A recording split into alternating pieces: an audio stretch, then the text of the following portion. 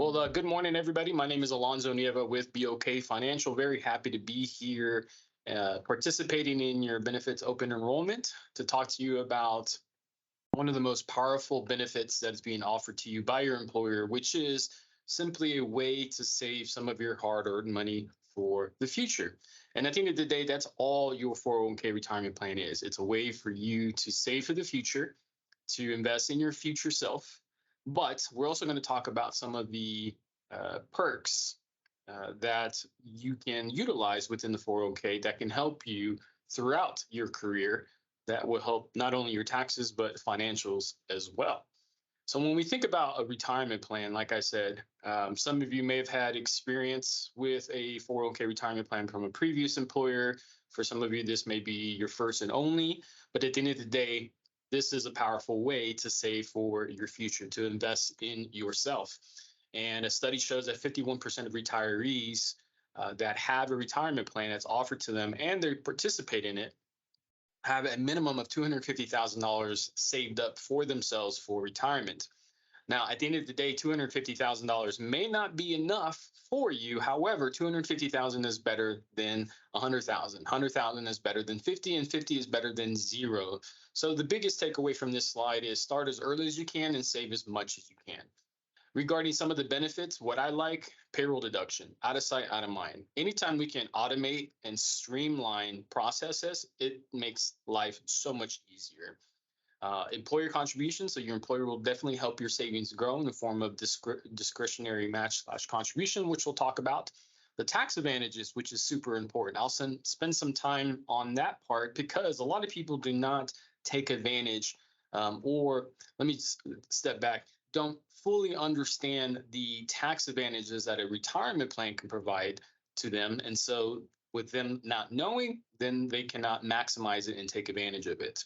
And then one of the things that we bring to the table is assistance and guidance. So we don't want to just push you to a website or give you a 1-800 number and say, good luck. We want to be involved as much as we can to help you, not only for your retirement goals and objectives, but all the day-to-day financials that go hand in hand with those long-term goals. So the first step is to access the StarRight website and or mobile app.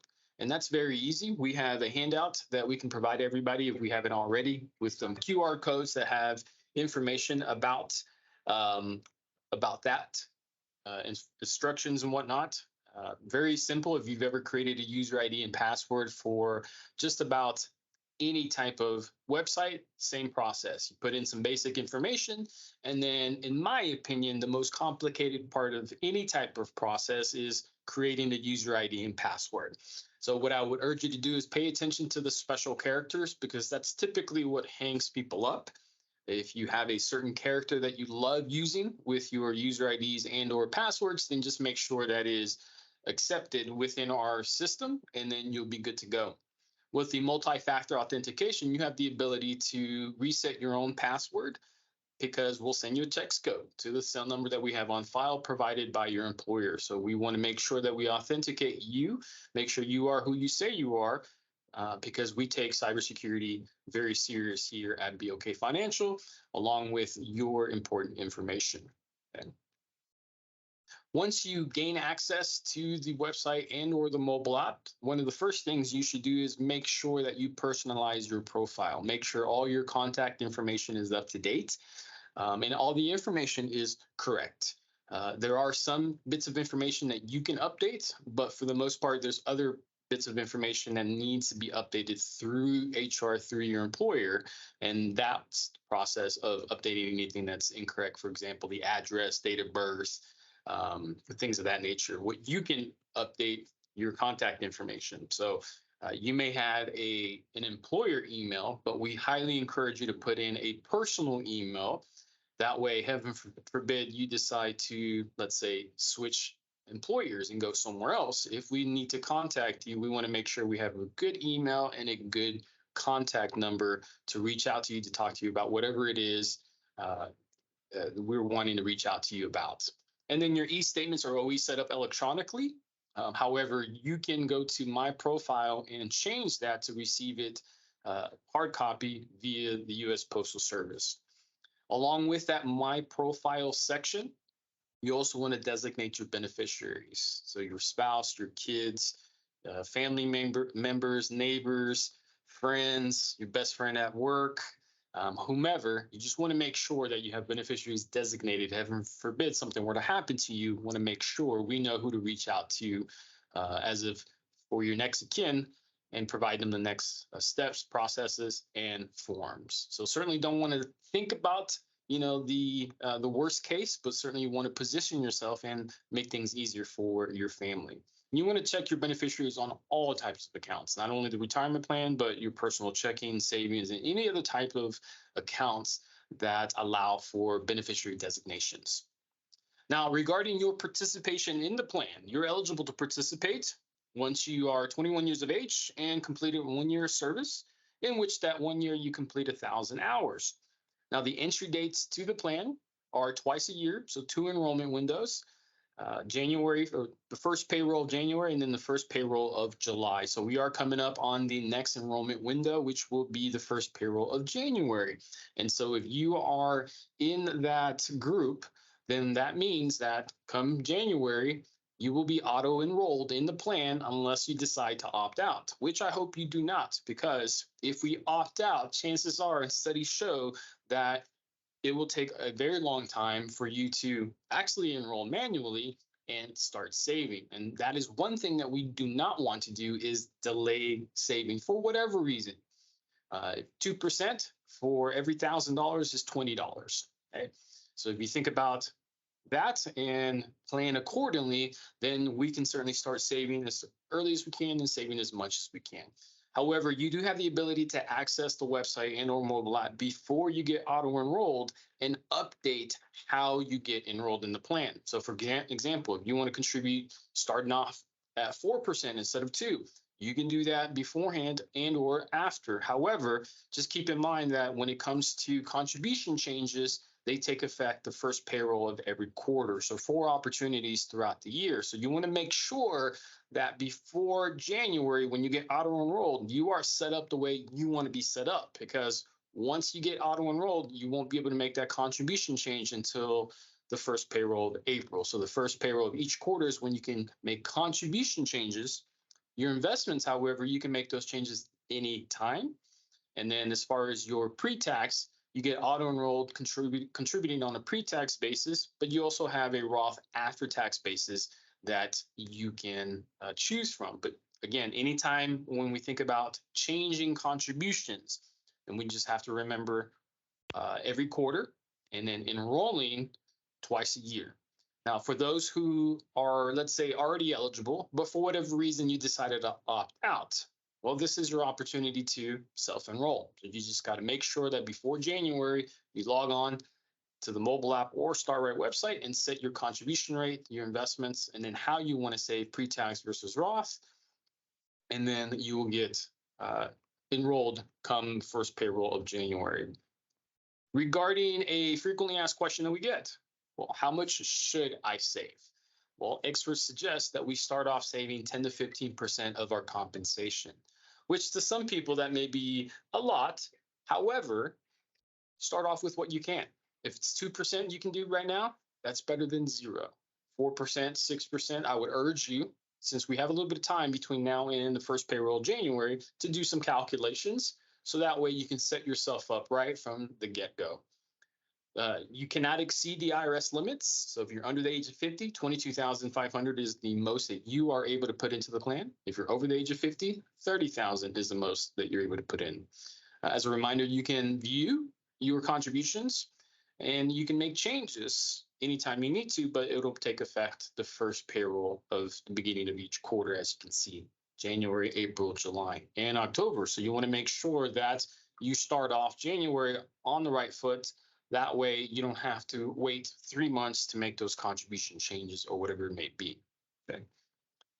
Your employer certainly helps your savings grow. So your employer is going to provide a discretionary contribution on your behalf, determined each year at the end of the year. To be eligible, you have to have 1,000 hours in that plan year, and you have to be employed by the last day of that plan year. Regarding the employer contributions, remember your money is always yours, but any employer contributions are subject to a 6-year vesting schedule. And that's based on your date of hire, not from your first day of participating in the plan. So once you have reached 6 years with your employer, then you are fully 100% vested on all employer contributions. So we want to make sure that we're in the plan. And then certainly we want to make sure that we are aware of our a 6-year vesting schedule, because certainly that's a time to celebrate, because then at that point you're 100% vested. As far as your contribution options, this is where I spend a little bit more time on, because from tax perspectives, this is very, very crucial and important, not only for today, but for retirement. So you will auto enroll at pre-tax, but remember you have the option to contribute Roth, pre-tax, or even a combination of the two.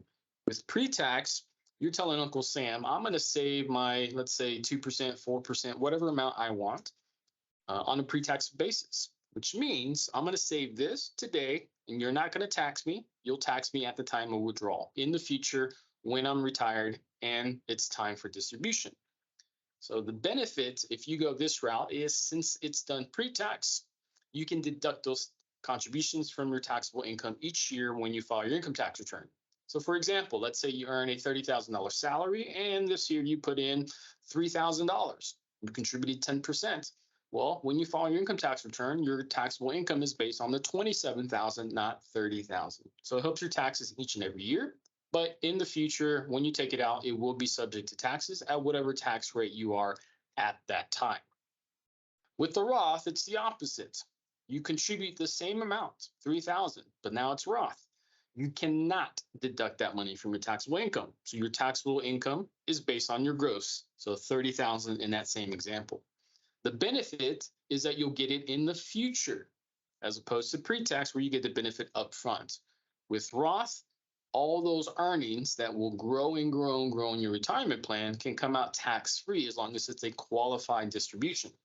Qualified distribution being defined as, by the IRS, having the Roth account for a minimum of 5 taxable years and being at least 59 and a half years of age or older when you start withdrawing the earnings.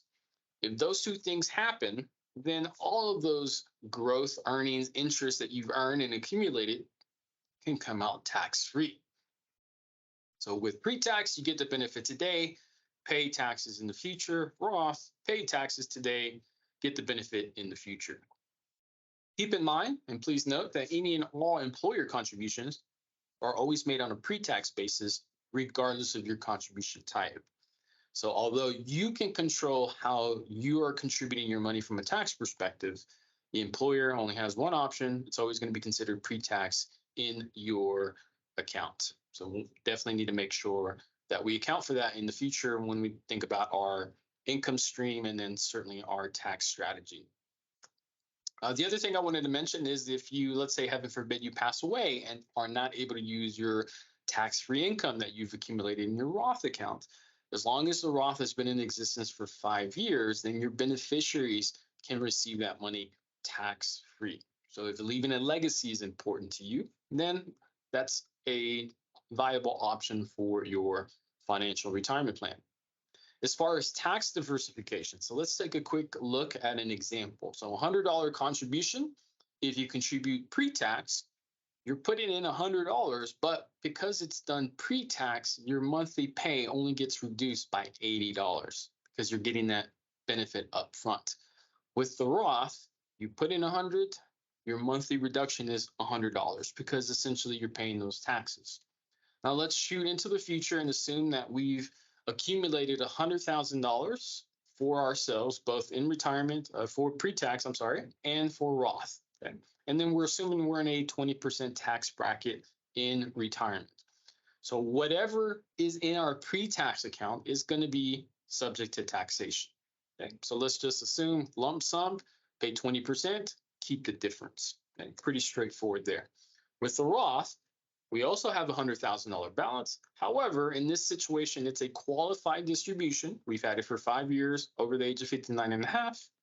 We get to keep that entire $100,000 balance. There's no taxes because it's a qualified distribution. tax-free earnings that I can receive. So if you have a little bit of both, then as you can see, you're able to diversify your income, thus stretching it out, making it last longer, and reducing your tax exposure throughout retirement. So certainly something to consider and think about. Okay, so let's change gears and now talk about your investments because it's just as important to start participating and know how much to save and increase your savings over time.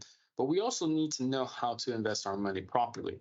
Within your retirement plan, we try to keep things super simple. And I would urge you to do the same thing because unfortunately, sometimes we like to complicate things, sometimes accidentally, and sometimes not so accidentally. So with your investments, two paths to choose, two options to choose from. The first option is the way you get auto enrolled, which is the target date fund. And this is what we call the do it for me option. The do it for me because I feel overwhelmed. I'm not sure about any of this jargon that I hear and or read. The stock market overwhelms me. I just don't understand it and don't get it. Great. The target date funds will take your money and they will invest it based on the fundamentals of investing for retirement. They'll properly make sure that you're asset allocated, diversified, that your portfolio is rebalanced quarterly and adjusted over time based on your age. So in short, the younger you are, the more aggressive you start off. But as you transition and get older, closer to your target date, which represents retirement, it'll shift and become more conservative without you having to do anything. So it's a one-stop solution. Do it for me, please help. However, if you have a bit more skill and know-how, then you have the ability to do it yourself by choosing the different funds by each category. So essentially, you're the fund manager. You pick, you choose, you manage, you know when to make changes, and most importantly, you know when not to make changes. If you're not sure, then you can certainly reach out to one of our representatives, have a conversation, and or use some of the resources we have on the website, and that should give you more information about which direction to go. But at the end of the day, like I mentioned, do not overcomplicate it. Do not try to be that hands-on expert if you're not. As you can see here, you have categories that meet all the criteria: cash, fixed income, large cap, mid cap, small cap, and international funds. You have both a mix of index and actively managed mutual funds as well. If you have no idea what I just said, or you checked out a few minutes ago when we started talking about investments, then the target date funds are going to be your best friend. And that's going to be your free piece of advice for today's webinar presentation. Okay, so just know two ways: do it for me, or I'm going to do it myself. Still have questions? Then you can log on to the website and utilize some of the resources, which I'll showcase here in a few slides. Regarding the target date funds, based on your age. So if you're on the younger side, well, your target date is, let's say, in the future, say 2070. So that's going to be more aggressive, as we mentioned, compared to some of the ones that are closer to today's date. So all you do is pick the one that lines up with your projected retirement date, set it and forget it. And that's it. And then review it once a year, or every quarter if you choose to. One frequently asked question that I get is, well, can we choose a different path? So for example, if I'm going to retire earlier or later, if that's the case and you're sure that you're going to be retiring earlier or later than your expected date is, then yes, you can choose the other one. But you only want to choose one fund. You don't want to choose more than one. And the reason why is because you don't want to overexpose yourself. There's actual thing called over diversification. And that's what you would get if you invest in more than one target date fund. This is a glide path that just showcases the transition over time. So initially, more aggressive, but as you get closer to that target date, retirement, it shifts and becomes more conservative. Two ways to choose your target date fund based on your date of birth, which is the default method when you get auto-enrolled, or by when you're looking to retire. So as I mentioned, if you're born between 1970 and 79, then your projected target date is 2040. But let's say that you are not looking to retire in 2040, 2049. Let's say you're looking to retire maybe closer to 2050, or you're doing pretty good for yourself and you're going to retire early, 2030. Then select the appropriate one that is more suitable for your particular situation. One of the tools that I like that's on the website, click on the 3-bar menu, manage my investments, and then the first option, determine my asset allocation. This is a tool where you answer 6 questions. Based on how you answer those questions, it'll tell you how you should be invested. So I always recommend and tell people to go through this process. That way you can line up the recommendation along with how you should be invested or how you're invested in your retirement plan. If they all both add up, then you're good to go. But if there's a difference or discrepancy, then certainly you want to reach out and have a conversation and find out why.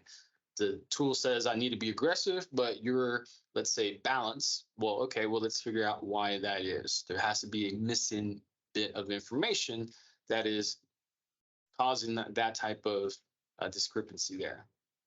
And that may be a good thing to do every year as well.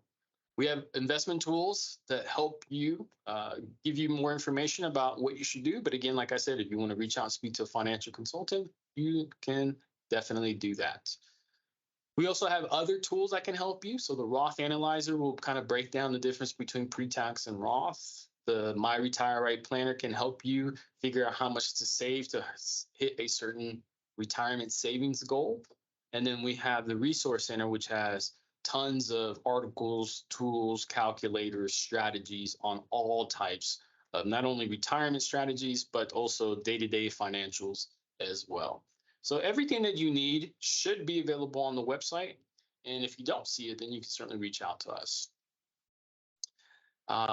One thing that we want to discuss also is rollovers. So this is not your first and only employer retirement plan. Let's say you forgot about one. Then just know that you have options. Reach out to us. Let's talk about it. But at the end of the day, you can leave it with your employer. You can roll it over to your new employer plan or to your own IRA, or you can take it out as a cash distribution. But just remember, anytime you receive money in hand or an electronic deposit to your account from a retirement account, it's a taxable event. Taxes will apply and or potentially a early withdrawal penalty. So you certainly want to make sure you understand your rollover options, including this one, if in case you do decide to separate from service and go somewhere else. Give us a call. We'll talk to you about your options so that way you know and can plan accordingly and ahead of time. I mentioned the one-on-one consultations. So you do have a financial advisor assigned to you, to your retirement plan. So feel free to reach out. This is all part of the service, and they can help you more on a one-on-one basis, create an actual tailored plan for you and your household, and address any other type of questions that you have: taxes, savings for college for the kiddos, getting out of debt, buying a home, whatever the case may be. Reach out and have a conversation. So at the end of the day, take action. Enrollment is as easy as 1, 2, 3. So you cannot get any easier with auto enrollment. So just keep in mind 2 enrollment periods each year, first payroll of January and July. So we're coming up on January, so you want to make sure that you have your settings correct. And then if you are already eligible, but for whatever reason opted out and or stopped your contributions, then just know that you can re-enroll whenever you need to, but those contribution changes will take effect first payroll at the beginning of each quarter. Okay, so you want to make sure you're starting off on the right foot at the beginning of the year. That way you don't have to wait 3 months to make any changes. You're just good to go. And then each and every year, just remember to slowly but surely increase your contributions so you can have a little bit of extra money for yourself going down the road, especially with inflation being the way it is. So with that being said, any questions about what we discussed about your retirement plan, anything that we can offer as far as guidance, or anything that may have triggered a question that's important to you? And if there are any questions that come about afterwards, feel free to reach out to Joy and she will put you in contact with me, and I'll be more than happy to help you and address any types of conversations, questions that you have after the fact. So don't want to put you on the spot and pressure, and certainly get you to ask questions if you don't want to, but just know that we're always here, even if you miss your opportunity in this webinar presentation. So that's all I have. If there aren't any other questions, I certainly thank you for your time and the opportunity to participate in your open enrollment benefits.